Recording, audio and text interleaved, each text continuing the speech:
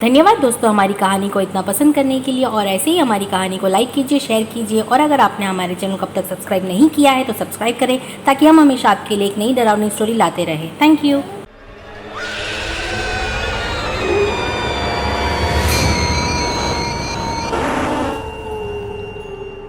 एक समय की बात है। एक गांव में एक लड़का रहता था। उसका नाम धीरज था। वो एक किसान का बेटा था। वो बहुत गरीब था और खेती बाड़ी करके अपना गुजारा करता था। देखने में बहुत सुंदर और मेहनती था। सारी लड़कियां उस पर मरती थी, पर वो हमेशा अपने काम में व्यस्त रहता और किसी पर भी ध्यान नहीं देता। एक दिन वो काम खत्म करके घर की ओर जा रहा था, तब दूर खड़ी एक लड़की उसे घूर घूर कर देख रही थी, लेकिन उसने ध्यान नहीं दिया और वहां से चला गया। पर वो लड़की वहीं खड़ी रही और उसे देखती रही। दूसरे दिन सुबह जब वो खेत में काम कर रहा था, अचानक उसका ध्यान जंगल की ओर पड़ा। तब उसने देखा तो वहां कोई खड़ा था। जब उसने ध्यान से देखा तो पता चला कि ये वही लड़की है जो कल उसे घूर घूर कर देख रही थी। तब फिर से उसने ध्यान नहीं दिया और अपना काम करने लगा। अपना काम खत्म करके शाम को घर की ओर लौट रहा था, तब रास्ते में उसने वही लड़की को देखा। तब फिर धीरज ने अनदेखा कर दिया और वहां से चला गया। पर हर रोज वो लड़की उसका पीछा करती और उसे छुप छुप के देखा करती। आखिरकार एक दिन धीरज ने उस लड़की को पूछ लिया, सुनो, हर रोज तुम मेरा पीछा क्यों करती हो? तब उस लड़की ने जवाब दिया, मैं तुम्हें बहुत पसंद करती हूँ, क्या तुम मुझसे शादी करोगे? धीरज ने कहा, माफ करना, मैं तुम्हें नहीं पसंद करता और अब से मेरा पीछा करना बंद कर दो। ये कहकर धीरज वहां से जा ही रहा था, तब उस लड़की ने धीरज का हाथ पकड़ लिया। धीरज को गुस्सा आया और हाथ छुड़ा के वहां से चला गया। लड़की को यह सदमा बर्दाश्त नहीं हुआ, रोते रोते वहां से चली गई। जब वो घर पहुंची तो उसकी माँ ने उससे पूछा, बेटा तुम रो क्यों रही हो? तब लड़की ने कहा, माँ, मैं एक लड़के से प्यार करती हूँ और मैं उसके बिना जी नहीं सकती, लेकिन उसने मेरा प्यार ठुकरा दिया। तब लड़की की माँ ने उसे समझाया, बेटा मैं कल उस लड़के से तुम्हारी शादी की बात करती हूँ। ये सुनकर लड़की खुशी से मुस्कुराने लगी। दूसरे दिन सुबह उसकी माँ धीरज से बात करने पहुंची। उसने देखा धीरज किसी और लड़की के साथ बैठकर प्यार भरी बातें कर रहा था। लड़की की माँ ने सारी बातें सुन ली और घर लौट आई। माँ अपनी बेटी से सारी बातें बता दी और कहा, बेटा अब उसे भूल जाओ, क्योंकि वो किसी और से प्यार करता है और वो दोनों शादी करने वाले हैं। ये सुनने के बाद लड़की गहरे सदमे में आ गई, फूट फूट कर रोने लगी और अपने कमरे में चली गई। बहुत वक्त बीत गया, आधी रात हो गई। वो लड़की अपने कमरे से बाहर नहीं आई, जिसके कारण माँ बहुत परेशान हो गई। जैसे ही माँ कमरे में जाकर देखा तो वो दंग रह गई। उसने देखा कि उसकी बेटी ने अपने आप को फांसी लगा दी थी। ये देखकर उसकी माँ वहीं बेहोश हो गई। जैसे ही माँ को होश आया तो उसके सामने उसकी बेटी की लाश पड़ी हुई थी। माँ पूरी तरह टूट गई और जोर जोर से फूट फूट कर रोने लगी और गुस्से में आकर कहा कि अब मैं तेरी मौत का बदला लेकर रहूंगी।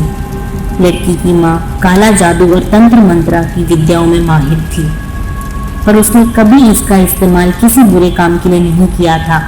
लेकिन बेटी की लाश देखने के बाद उसने फैसला किया कि अब वह अपनी बेटी की आत्मा को बुलाएगी। उसने तंत्र मंत्र से काला जादू करके अपनी बेटी की आत्मा को बुला लिया। उसने कहा, तुम जहां भी हो मेरे सामने आओ। और अचानक उसकी बेटी की आत्मा वहां आ गई और उसने कहा, जाओ अपना बदला पूरा करो और उस लड़के को मार दो। ये सुनते ही उसकी आत्मा वहां से चली गई। आधी रात का वक्त, धीरज अपने घर पर सो रहा था। तब अचानक उसे कुछ आवाज सुनाई दी। कोई उसका नाम पुकार रहा था, धीरज,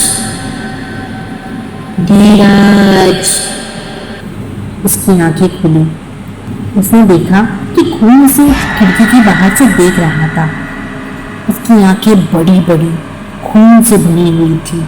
वो डर के मारे जोर से चिल्लाने लगा और पूछा, कौन है वहां, कौन है?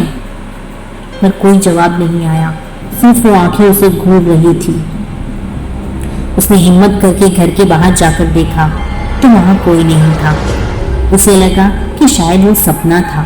वो वापस अपने कमरे में आके सो गया और वो आत्मा वहां से चली गई। दूसरे दिन सुबह वो खेत में काम कर रहा था, तब उसने देखा कि जंगल में कोई खड़ा उसे देख रहा है।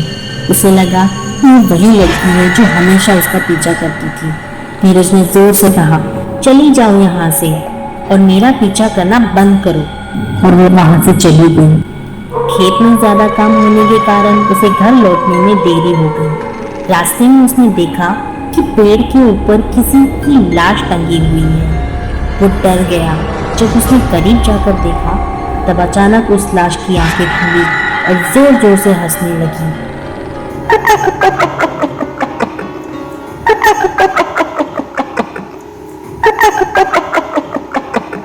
धीरज डर के मारे भाग भाग के अपने घर पहुंचा और अपने पिता को सारी बातें बता दी। उसके पिता ने कहा, बेटा शायद ये तुम्हारा वहम होगा। आखिर एक लाश की आंखें अपने आप कैसे खुल सकती हैं? उसके पिता ने उसे बहुत समझाया। तब जाके धीरज शांत हुआ और अपने कमरे में जाके सो गया। आधी रात को उसे ऐसा लगा कि कोई उसका गला दबा रहा है और जैसे ही आंख खुली तो पता चला कि वो सपना था, लेकिन वो बहुत डर गया था।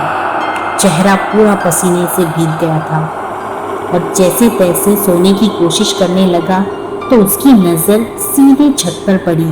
तब वो आत्मा वहीं छत पर उल्टी टंगी हुई थी। तब अचानक उस आत्मा ने धीरज के ऊपर आ गई। धीरज जोर जोर से चिल्लाने लगा। तब उसका पिता दौड़ते हुए उस कमरे में आया तो देखा कि धीरज अपने हाथ पैर मार रहा था और चिल्ला रहा था कि मुझे बचाओ, मुझे बचाओ।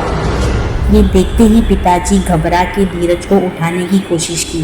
धीरज उठो, उठो धीरज, उठो।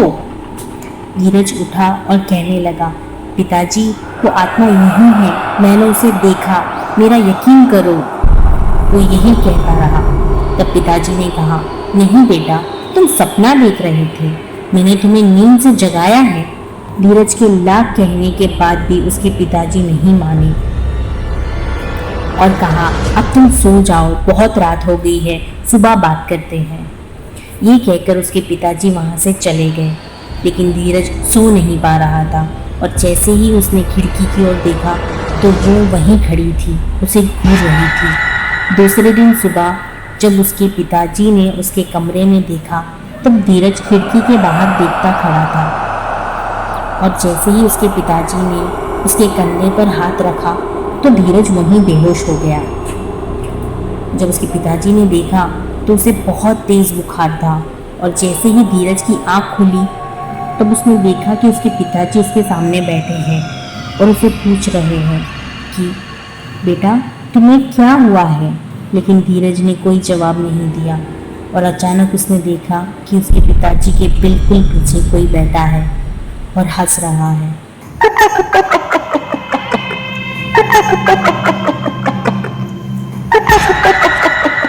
उस दिन के बाद से वो चुड़ैल धीरज को हर जगह नजर आने लगी।